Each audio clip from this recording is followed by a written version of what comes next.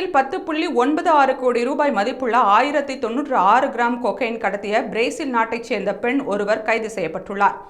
இந்திய வருவாய் புலனாய்வு இயக்குநரக அதிகாரிகளுக்கு சாவ் பாலேவிலிருந்து மும்பைக்கு வந்துள்ள ஒரு பெண் போதைப்பொருள் கடத்த முயற்சிப்பதாக ரகசிய தகவல் கிடைத்தது. இதையடுத்து மும்பை விமான நிலையத்தில் அந்த பெண் தடுத்து நிறுத்தப்பட்டு சோதனை செய்யப்பட்டது. அப்போது அவர் தனது உடலுக்குள் 100 கேப்சூல்களில் கொக்கைன் மறைத்து கடத்தியதை ஒப்புக்கொண்டார்.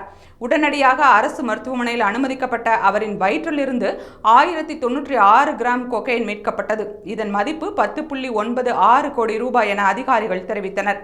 இதைத் தொடர்ந்து பிரேசில் பெண்ணை அதிகாரிகள் கைது செய்தனர்.